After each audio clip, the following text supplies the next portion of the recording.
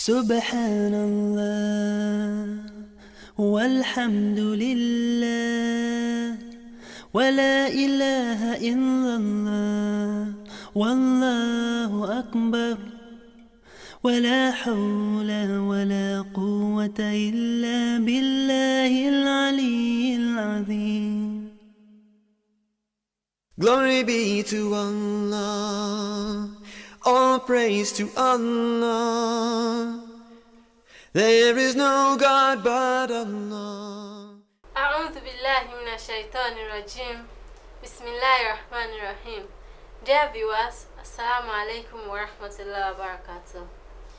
I welcome you once again to another edition of The Virtuous Woman. I am Habiba Ibrahim Kukoyi. Today, we are going to be discussing on a very interesting topic.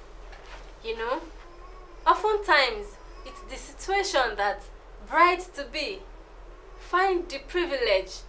They have people who talk to them, they have people who counsel them on how to become good brides, how to be good daughter-in-laws, how to relate with their husbands, how to relate with their mother or father-in-law. Unfortunately, when they become mothers, they don't have people who sit them down to tell them, this is how you have to behave when you become a mother. This is how you have to behave to your child. This is how you have to cope when your child is growing up. These are the things you have to look out for. Inshallah, today we are going to discuss this topic extensively. Our topic for today is coping with early childhood. To do this for us is a very vast personnel. She is the director of Startwell Schools. She is Hajia Mutia Olagunju Juma. Hajia Mutia, assalamu alaikum wa rahmatullahi wa barakatuh. Wa alaikum salam wa rahmatullahi wa barakatuh, my dear. Before we go ahead on this topic, sit down and relax. We'll be right back. وَلْتَكُمْ مِنْكُمْ أُمَّةٌ يَدْعُونَ إِلَى الْخَيْرِ وَيَأْمُرُونَ بِالْمَعْرُوفِ وَيَنْهَوْنَ عَنِ الْمُنْكَرِ وَأُولَئِكَ هُمُ الْمُفْلِحُونَ. ولا تكونوا كالذين تفرقوا واختلفوا من بعد ما جاءهم البينات وأولئك لهم عذاب عظيم. Al-Muminat Organization, a group of pious Muslim women upholding the tenet of Al-Islam premise on Al-Quran and Sunnah of the Holy Prophet. Al-Muminat Organization's activities include weekly and monthly tarbiyah, a gathering where women are sermonized, house to house and mosque to mosque dawah, e-vocational training for empowering women, Unity Day, Al-Muminat Training Forum, ATF, a camping program where women are taught in line with the dictate of Allah and the Holy Prophets. To be part of this laudable and rewarding project, contact Al-Muminat headquarters at number 1 Thani Olodo Street, Jibowu Bus Stop, Yaba, or send your contributions to the following bank accounts. For more information, call 0802-950-6613 or 0805-531-9534. Al-Muminat Organization, the believing women. You are welcome back. If you are just joining us, this is The Virtuous Woman, and our topic for today is coping with early childhood. Hajia Mutia, what is symbolic about early childhood? Bismillahirrahmanirrahim. Childhood, children are gifts from Allah subhanahu wa ta'ala. Allah says in the Quran, Quran 42, Surah Al-Shura, verse 49, Allah said, Allah created the earth, and He created the female, and He created the males. These are just by Allah's will. So once you have a child, you see that as a privilege, a very great gift, which will come with it a very great responsibility. The child we are talking about is just a period in someone's life that the person is a child. We went through childhood. before adolescence and adulthood. So this period is basically between the period of 0 years to 10 years. So though some people actually say between maybe 0 and 12, it's still within the same range. So it's that period we're talking about, it's a critical period. It's the foundation period for the child. The Prophet ﷺ made us realize that the child, when he or she is being created, she's created with a pure heart. And whatever comes after, whatever she becomes, whatever she does, is most of the time dependent on her foundation, her training, the way she's being brought up, or the way he's being brought up. So this childhood is a stage whereby children grow up, they develop. We all know the fact that when we're created, when we come to this world, tiny baby, maybe 2 or 3 kg, and before you know it, the child starts growing, gaining weight, growing, developing, and then going from one stage to the other. In the initial stage, the child is just there looking at you, though internalizing some messages that you don't know. But after a while, the child starts, crawling. The child starts to sit, stand, walk, talk, and mingles with the society at the end of the day. So childhood is a period that is very, very critical in the life of man. We must not toy with that period. In the light of this, knowing that childhood is a very critical period in the life of a human being, what are the physical developments parents have to look out for to ensure that their children are growing well? Oh, good.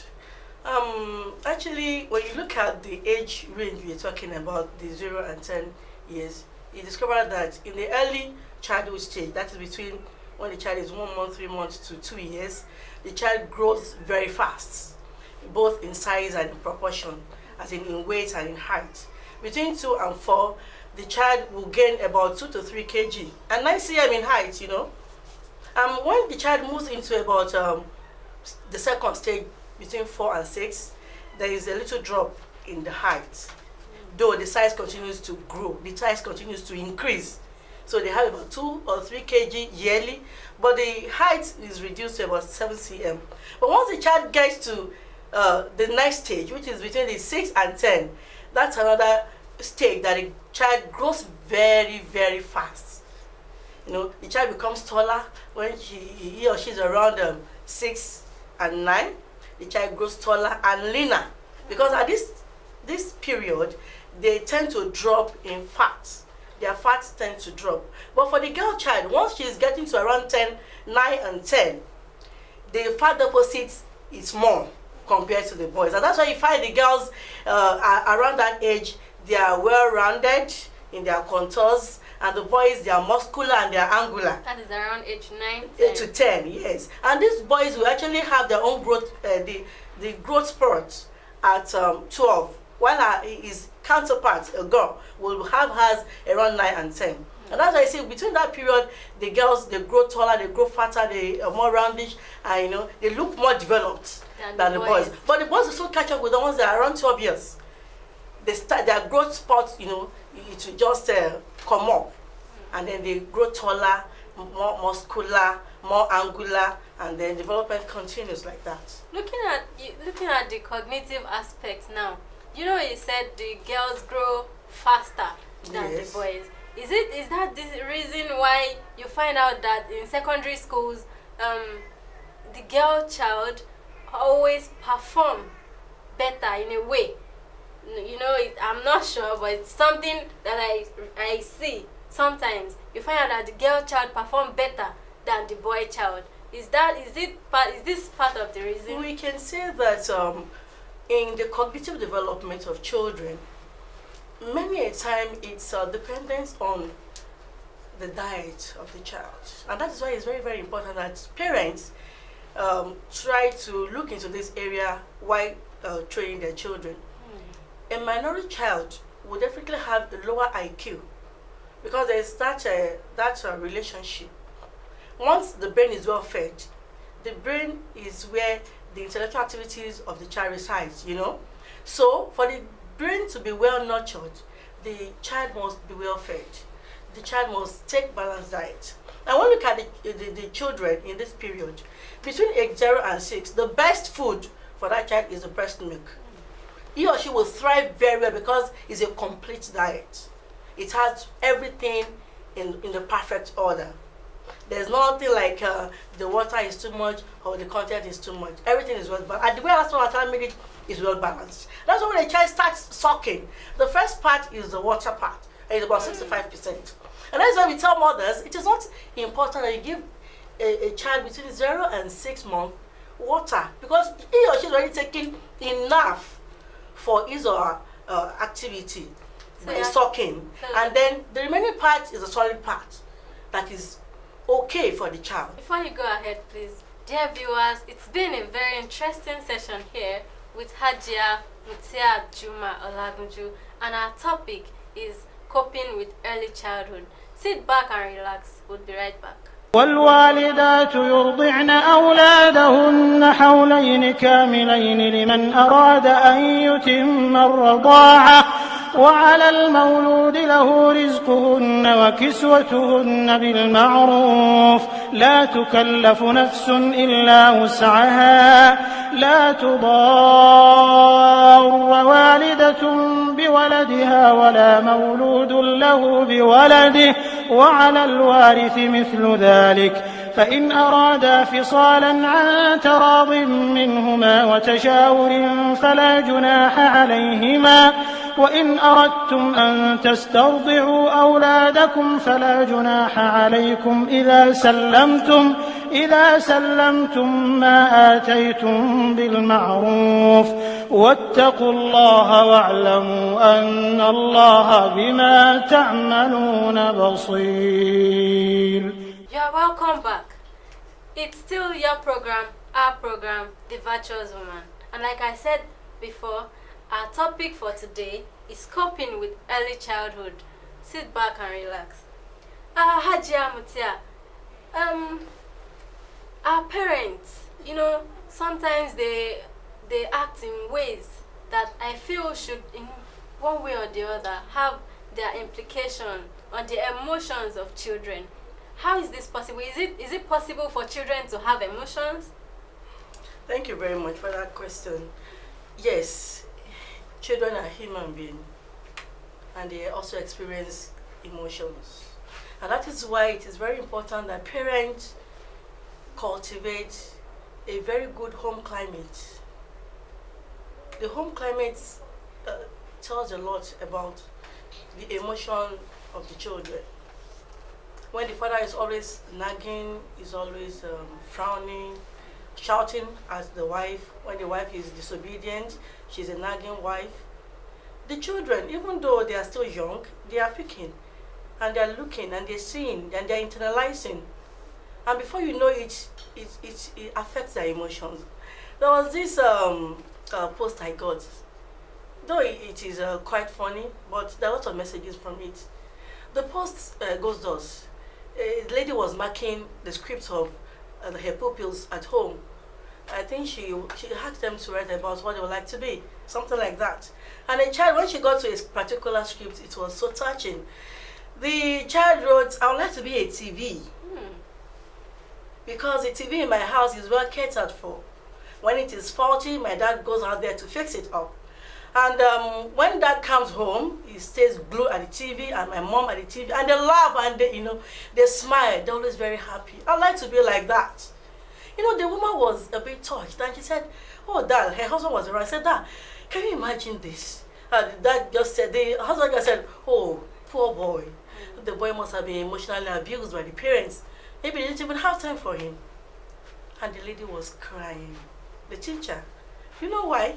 She said, "Dad, here's the script of my child. Our son in this house wrote this." So you can imagine, a lot of us, we neglect these children, and this borders more on their emotions. And once children grow up like that, they tend to be withdrawn, and they find it so difficult to form relationship with people in the future, because in their immediate home, that relationship has not been really formed. The child has been neglected. The child has a lot of things he or she is thinking about or wants to share, and the mom is not there, the dad is not there. Not there. She is a banker. She works from 6 to 9. So you can imagine she's left with in the care of the maid at home. And when you look at it, the maid has not gotten a training. You understand? Do you want your child to be a maid? Or definitely no, you don't want your child to be a maid. But this child is exposed. She is always in company of the maid every now and then. So she takes a lot of characters and traits from this maid. Apart from the fact that there are so many other evils associated with that anyway. But where I'm going to is that parents should be careful, especially the mother. The children, they need the warmth. And they need that close relationship to grow up well and become useful adults in the future. So we need to actually look into the emotions of children. And we are the ones that design their emotions. It is our relationship that will dictate what kind of emotion they are going to live up with. Look at the issue of fear, for instance. You know, sometimes children, very small children at birth, if you close the door in a very sudden way, Yes. they react. Yes. What's responsible for that? Oh, it's just saying us that the child is a social animal. Yes, right from the time a child is born, when you look closely, by 6 weeks, the child starts to smile. And she or she starts to recognize the person that is very close to him or her. And that is the mother. And that's why many a time, the child can never mistake his or her mother's voice or her mother's presence. When she's around 6 or 7 months, try to just look at the situation. You find that if you are with someone's child and the mom is around, the child will always keep the mother, what the sound and the presence of the movement of the mother, she sort of tracking it down. And once the mother moves away, you find a child getting distressed, wanting to shout, and telling you that no, that's the familiar face that is moving away. So the child, it responds. So when there's sudden noise, the child is startled. You understand? And that's why the home climate I mentioned the other time, this is where it comes to play. When the home is serene, when the home is peaceful, of course it will bear on that child. You understand? It will bear on that child. So the home is very, very important.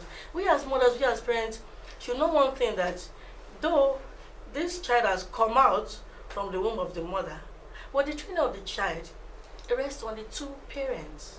So both parents have to cooperate. Exactly. Both parents have to cooperate. A child that is being trained by a mother, a single mother, will definitely show some traits. When you compare that child with the one trained by both mother and father, you understand? There's no way a mother can replace the father, and there's no way a father can replace the mother. So we need the two of us to actually understand and see that the training of children rests on the two of us. Is there a particular parenting style to adopt in training children? Actually, there are a lot of parenting styles. The one that is common, that people will actually even like, is the authoritative type. In this situation, the parents is the commander-in-chief. The parent commands the child at the slightest opportunity. Yes, don't sit down there, get up, do this, do that, without even having a consultation, without even minding the situation of the child. Because we have the belief that, of course, you came through my path to the world, fine. We have to guide them. You do whatever I ask you to do. These children, they will obey you as long as you are there, but you can never be there for them forever. You can't even be there with them for 24 hours. So imagine what they do. Once they gain their freedom from you, wow, they run riot. Because dad is not there to scold me, mom is not there to shout at me, of course I can do whatever I like. And that's why when you give reports, when teachers give reports of children's behavior to their parents, some parents, they could even collapse. Wow, this is a child that always sits glued. So, and she has done this, she has done that. It's because of the style they adopted. Wow. Commanding the child, shouting at the child, being authoritative, not even listening. It's not by scolding that you make them to do whatever you want them to do. They may do it, but it's just for some time. And that's why when they gain independence, as I said, they run riot. So another parenting style is this neglective style, or permissive, where the parents or the mother care less. Whatever he or she does is okay. Even some, there's over pampering. Anything the child requests is being given. Especially these days, I talk to parents. When your child is growing up and he or she is going to school, please do not buy sugary things for him or her. Really? Yes.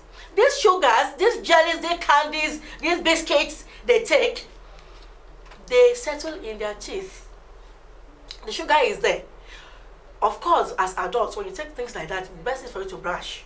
You brush, you wash off. But children, you know, they're children, of course. They don't know about that. You know? So when they eat, it gets settled there. By the time you know it, the teeth start getting decayed. I saw a child, sometimes, a child around 6 or 7 years, she has lost about 4 teeth. What? Yes, that's what the fact that they have got decayed. These things, they do not add values to your children. They do not nourish your children. They destroy children at later on. There's this common thing that parents also do, which is not so good. They give their kids, age 6, 7, 8, they give them money to buy food on their way to school. These children that are so smart, of course they won't buy food. They will buy the candies, they will buy the jellies, they will buy the biscuits.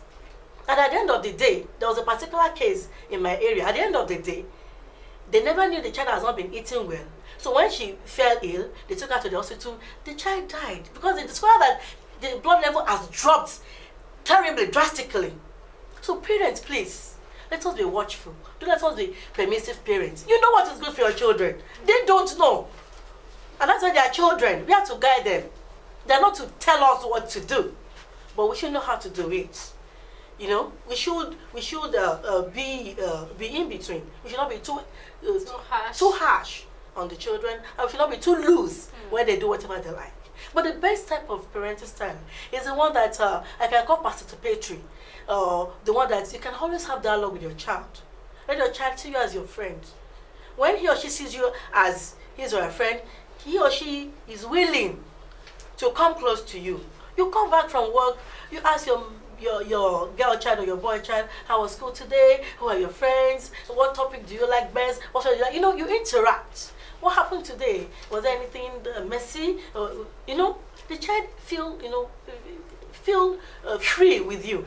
You understand? And this is another thing that we always try to even run away from as parents. We don't want to discuss sex with children, and this is very important. Though it has to be discussed according to the level of the children. For the ones we're talking about, the early childhood, let them know that the private part is very important. They need to keep it clean. They need to know, they should not allow anybody to tamper with it. Not even their friends, not even their fathers, not even their uncles. You know, you start to train children, start to let them know. By the time you're doing this, you're creating a rapport, which is very, very important. So when she runs into trouble, she can easily come back to you and tell you, Mom, oh, this is what happened, you know? So we should try and adopt the best method. And Islam has even given us the best guidelines. I can remember this popular hadith that there was a day I was praying, and then it was very, very long on his sujood. And then when he finished, people were asking, what happened? Sort of like, was it that you were having revelation? I said, no. The Hassan was actually playing on my back. And I did not want to, disturb his moments, his joy moments. That means that whatever, we should learn from the Prophet. Let us learn from the Prophet. Exactly. Let us relate with these children in a friendly way, so that they will feel free. It's really not when they are easy. with May us. Allah make it easy for us. It's been a very interesting segment with Hajia Mutia Juma Olagunju. Jazakumullah khairan. Viewers, I hope you have been able to learn how to cope with your children, how to train them to be good leaders of tomorrow. This is where we are going to end it for today. Thank you very much for listening. I'm Habiba Ibrahim Kukoi. Assalamu alaikum wa rahmatullahi wa barakatuh. آمنت بالله وملائكته وكتبه ورسله واليوم الآخر والقدر خيره وشره من الله والبعث بعد الموت لا إله إلا الله آمنت بالله وملائكته وكتبه ورسله واليوم الآخر والقدر خيره وشره من الله والبعث بعد الموت لا إله